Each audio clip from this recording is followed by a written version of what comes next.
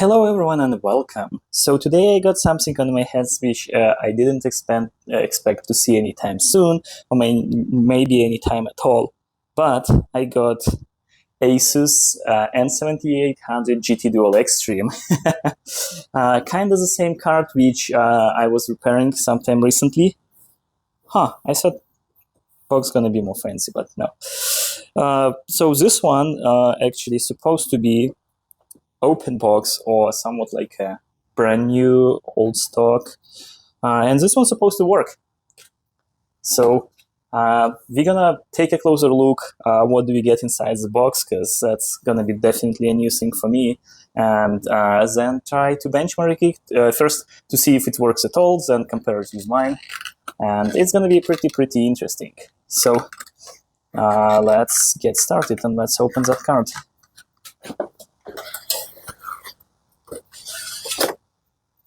So we have box inside of box, which is, expected, especially for some limited edition product.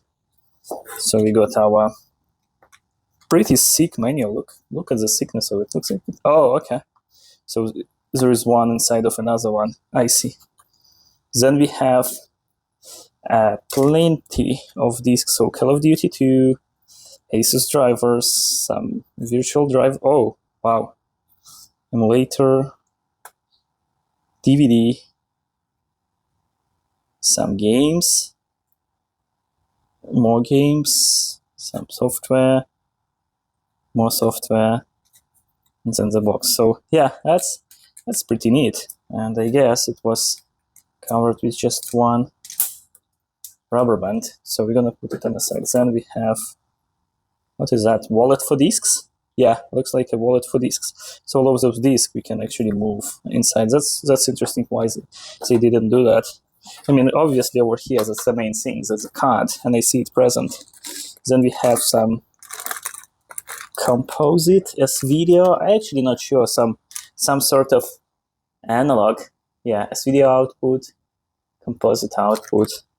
Not my kind of thing. 6-pin power adapter, 2 DVA to VGA adapters, and then the power cord. So power cord, I assume it's gonna go to the power brick, which should be, so we got Enforce 4 SLI Intel. I won't need that one since I have AMD board, so that, or better to say, yeah, I have AMD board and my board has that. So yeah, that's a power adapter, which is 12 volts, 6.6 amps, so roughly like 120, 130 watts.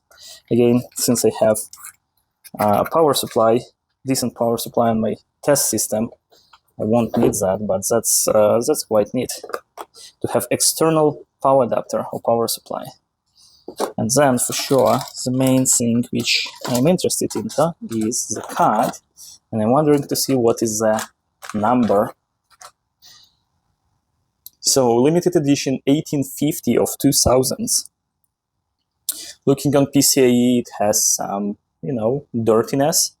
But yeah, actually, it looks like it either was just turned on once or never. I mean, the PCIe is pretty clean. The board itself is clean.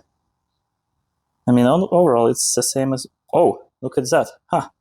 So there is no VGA connectors. Interesting. So it either wasn't populated on that card or someone removes them.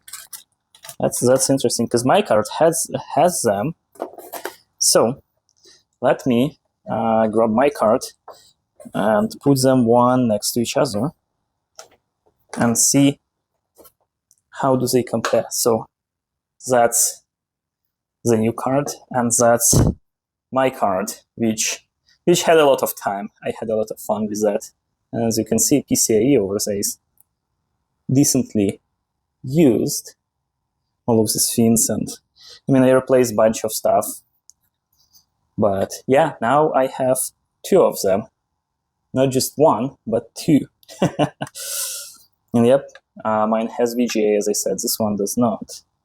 Otherwise, I don't see, any difference. Except, like, I was working on mine. So I'm gonna put mine on the side, and let me prepare my test bench, and I'm gonna power it on. So just a quick sanity check that this card is fine, there is no shorts or anything suspicious going on. I'm gonna go ahead and measure all of the power lines to make sure that we are good to power on this card.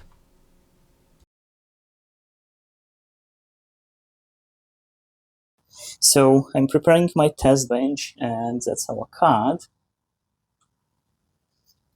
Let's go ahead, install this one, see if it posts, and theoretically, then we will be good to start testing. So let me grab some 6 pins, connect it over there, and then for monitor, where's my HDMI or DVI?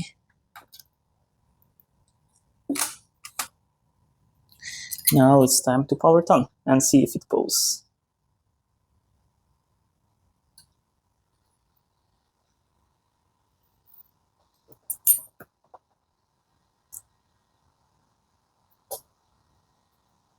Yes, it posts. So I'm gonna go ahead, install drivers, and then I'm gonna get back and do testing. Yeah, I guess my CMOS battery is low. So yeah, but system is posted. I'm gonna do configuration, driver setup, and we'll be back when it's ready for testing. And now it's testing time, so the system is boot up. I pre-installed the driver, just ran DDU, clean up all of the mess, and let's take a closer look what we can find out in GPU-Z. And as you may notice, under the shaders it says 20 pixel and 7 vertex. In the my card, when I put mobile 7800 Go GTX, I have 24/8, so that's gonna be interesting. And yes, we see both of the cards running, SLI is enabled, and we see the thermals, which are not great, but that's somewhat okay. So let's go ahead and fire up 3D Mark 5, and we'll see what kind of numbers we're gonna get.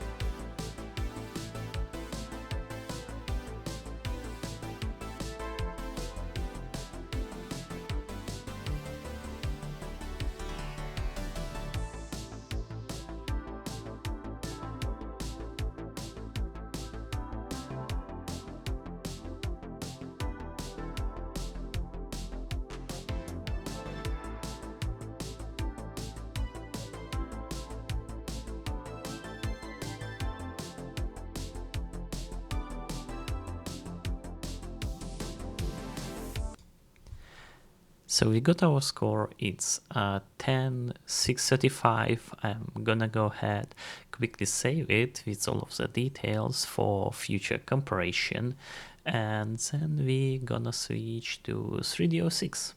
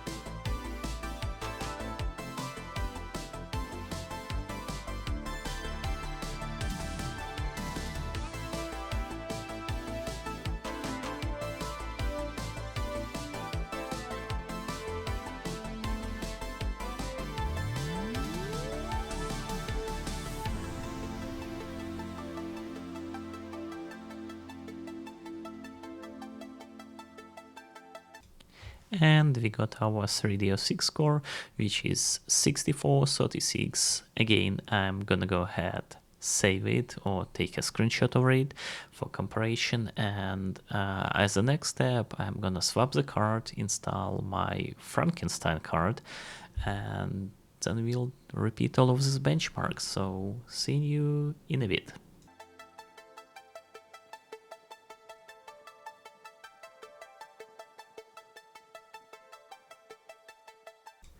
So my monster card is up, and as you can see, we have 24 by 8, as I mentioned previously. And you know, SLI enable, thermals are good. So we're gonna go ahead and repeat all of the testings, and we'll see if my card performs worse or better or the same. So let's get started.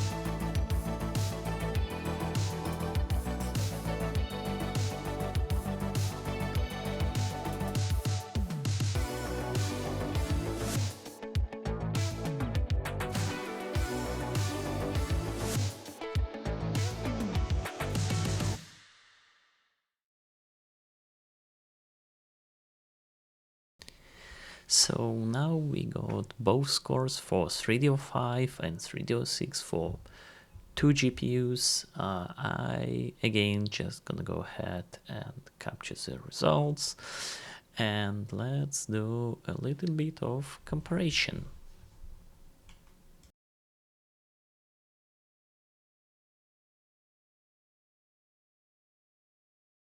And now let's see how it's different from the original 7800 GT Dual Extreme.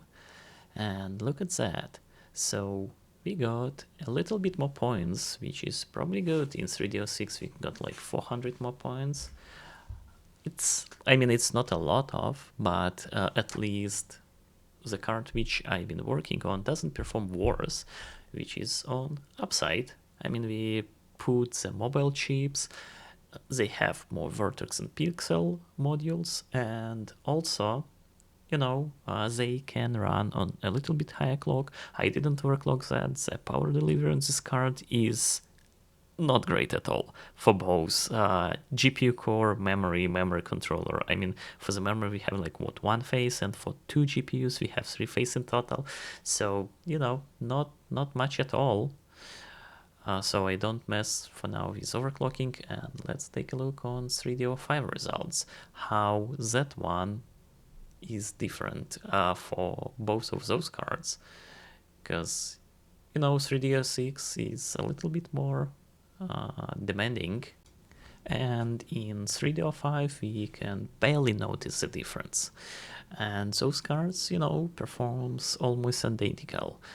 But the reason why we see less difference, I did a little bit of observation what was going on, and apparently the CPU and the platform in general was or is the bottleneck in my system.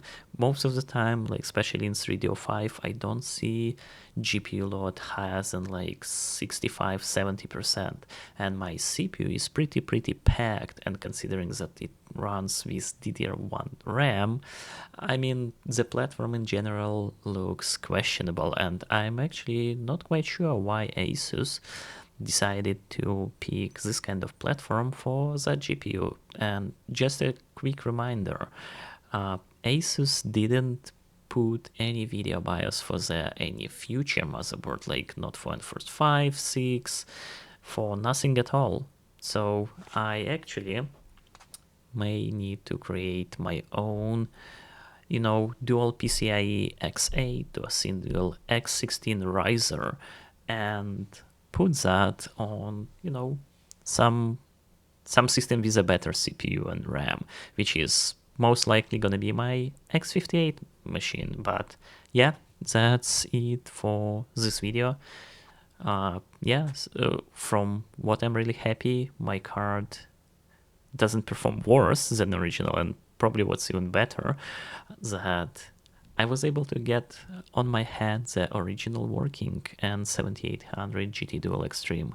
Thank you everyone, and stay tuned.